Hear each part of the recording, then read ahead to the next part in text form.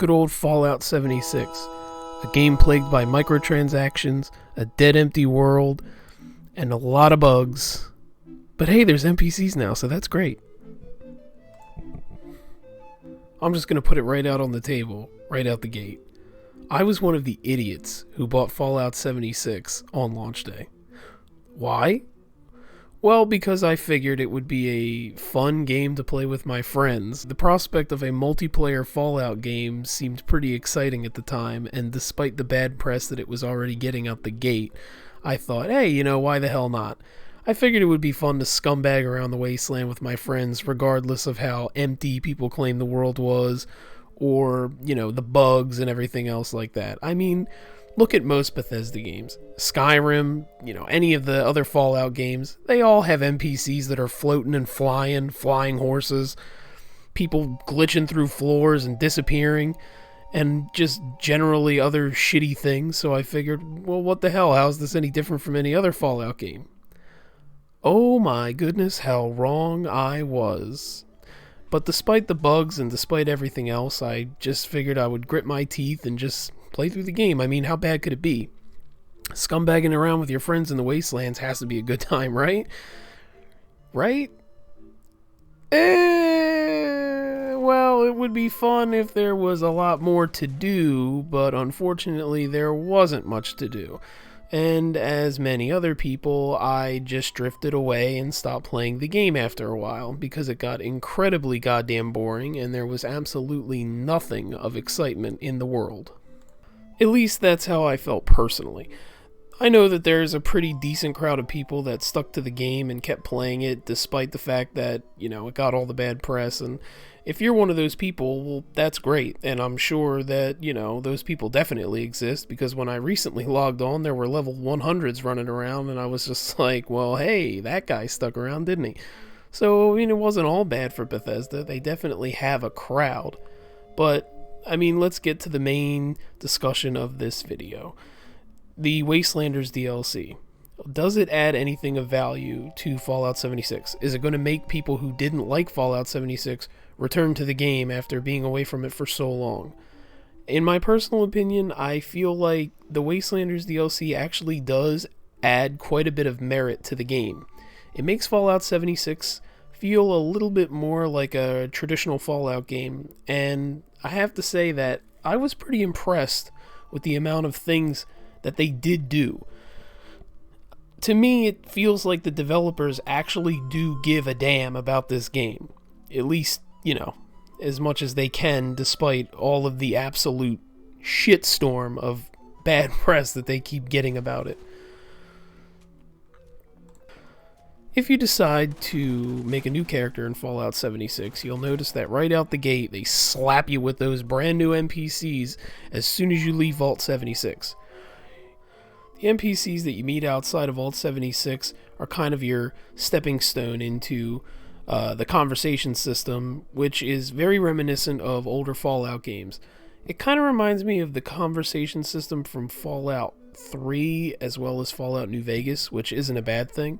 And yes, there are actual dialogue boxes, you have actual choices in conversation. There are actually reasons for you to invest in charisma and other things because they actually mean something now, which is fantastic. But yeah, you can actually have full-blown conversations with NPCs, and you can actually learn things, about what they did, where they came from, what's going on in the world around you, and they'll give you the general lore and explanation as to why people have come back. The basic gist of it is that people have come back to Appalachia because there's some kind of treasure out there somewhere and people are trying to find it. And this hasn't just brought back settlers. It's brought back raiders and a whole bunch of other people. So they're all, fucking around and trying to get this stuff.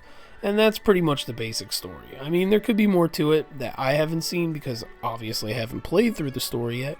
But that's pretty much the general thing that they got going on right out the gate. One of the major things that you'll notice is if you played this game the first time around, the disembodied voice of the Overseer is an actual person now. Yes, you finally get to meet the Overseer. You finally get to meet her out, living out in the world in her fucking home somewhere in the middle of this neighborhood, and she actually will give you quests. It's crazy. It's crazy to think that something so simple we had to wait over a year to get. In my playthrough, I played multiplayer with my friend. And so I figured I would take the chance to see how multiplayer would work with conversations and all that sort of stuff. So the way it works is when you're in a team with each other, whoever's the team leader will be the one that designates the conversation with main quest NPCs. You can still talk to pretty much anybody in the world, but when it comes to the main quest stuff, your team leader is going to be the one that does all the talking. The neat feature that I actually do like about this is that you can listen into the conversations, so you can actually see what your teammate chooses as their dialogue to the NPC, and then of course obviously the NPC will, talk to them and move forward with it. It's actually pretty cool, and I do enjoy that. I like how I can see what my teammate is saying. It's a cool little feature. It actually does give you like a feeling that you are working with your partner in this world doing something. I like the fact that when they talk to somebody, it doesn't just block you out and you don't get to experience the story. The cool thing is that even if you're playing together in a group, you can still experience the story stuff and the narrative together with little to no trouble at all, just by listening in on the conversation. Now, one thing that does bother me a little bit is how everything inside of these main quest areas is mostly instanced. So you are stuck at the discretion of the person that you're playing with. If your team leader leaves a room and you're not done exploring it, you're going to get pulled out of that room and spawn outside with them. It's not a huge deal, and I'm pretty sure that the game did this before they did this update, but it's still a little annoying, especially if, you're exploring and your team leader is ready to go and they just walk out of the room. The NPCs in general do add quite a bit of life to a world that was literally fucking dead. And NPCs really do add a lot more to it. You actually kind of care about what's going on in the Wasteland right now. The NPC voice acting is actually pretty damn good. It's impressive. It sounds just as good as any other Fallout game or any other Elder Scrolls game. The actors who voice acted these characters definitely did a great job. Nothing feels like it's been phoned in. So you get all the humor and, quirky conversation stuff that you would get with any other Fallout game, which is really nice. Nothing feels like it's just been lazily slapped in there, which is amazing.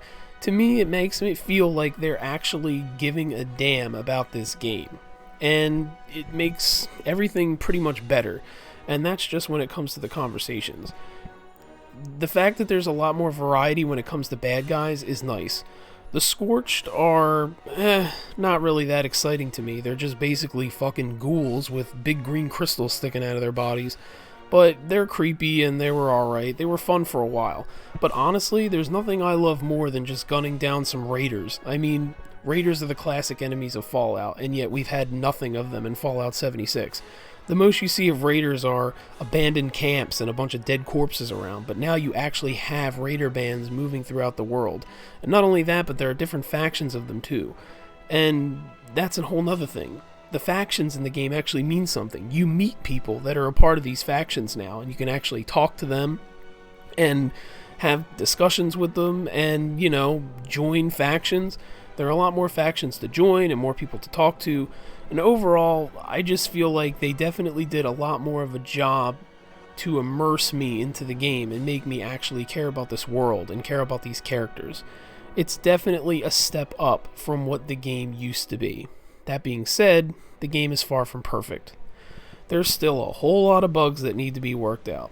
On my playthrough, I experienced at least 3 or 4 models who were just completely nude and fucking headless, standing there, not doing anything, that could not be killed. There's still plenty of frame rate issues. In fact, skipping and stuttering that you see in this video was actually the game. It wasn't the recording.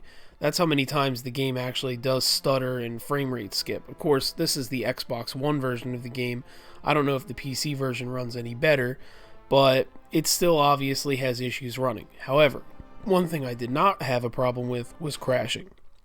Originally, when I played Fallout 76, my game would crash at least twice a game session playing. I haven't had one crash, and I played for a solid 3 or 4 hours, and not one problem with crashing, which is a big step up from what it used to be. So the game definitely runs better in some capacities, but it still has frame rate issues and trouble like that. The game also has a million goddamn loading screens. I mean, damn. I know Fallout always has a lot of loading screens, but holy shit. I mean, sometimes when you're fast traveling from one area to another, you're literally in 10 minutes worth of loading screens. I know that's not really the game's fault necessarily, and it doesn't come down to the game running that way, but goddamn is there a lot of loading screens. I just figured I'd have to throw that out there. Generally, though, the game did run a lot better, like I said, than it used to. Though, in the end, Fallout 76 is definitely a game that is slowly improving, and I am pretty excited to see what the future holds. I'm not gonna lie. The Wastelanders DLC definitely gives me hope that this game is going to get better and better. I honestly thought that Fallout 76 was just going to kind of die off, be forgotten, and nobody would ever touch it ever again. But the Wastelanders DLC kind of went over my expectations. I thought it was going to be a complete letdown, but it actually ended up giving a lot more life to the game than I thought it would. In the end, I actually really enjoyed myself, and I'm finding myself playing Fallout 76 a little bit more than I used to. And I'm also finding that I'm playing it solo more than I used to. Before, Fallout 76 had absolutely nothing for a solo player, unless you just wanted to build your house and that was it. But now the NPCs at least give you a single-player experience that the game was sorely lacking before, meaning that you don't have to just rely on playing with your friends. You can actually go into the game on your own and enjoy questing and running around the world and doing things just solo, as every other Fallout game has been. Pretty much, this game is starting to feel a lot more like Fallout with multiplayer attached to it than a multiplayer empty sandbox game. But of course, there are still many drawbacks. There are still a lot of people out there who I'm sure just don't like the fact that it's an online-only Fallout game, and I'm sure there's just a lot of people who hate Bethesda and the path that they're going down with the microtransactions and everything like that, and it's perfectly understandable. I don't agree with everything that they're doing with Fallout 76 either, but as I said, as a person who purchased the game on launch day and was extremely disappointed, my disappointment is sort of lifting. I'm finding myself having more fun with the game, and I think it's actually worth a try. In fact, I would go as far as to say is that a lot of Fallout fans would actually be doing themselves a favor to kind of give the game another go. Whether you do or don't, that's obviously your choice, and I don't blame anybody who wants to stay away from Fallout 76. But personally, I'm pretty happy with the game as it is now, and I can only see it going up, especially after seeing the amount of care that the developers have put into the game so far. I really do think that the game is only going to get better.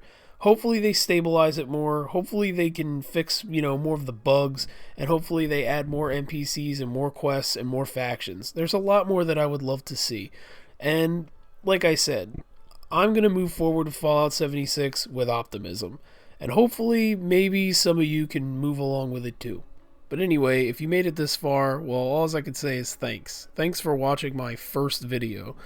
Hopefully there will be more to come. I'm really trying to get over my nerves and actually post videos on YouTube and put myself out there. So I really hope you enjoyed it. If you really did, like it, I guess, subscribe, follow me, whatever.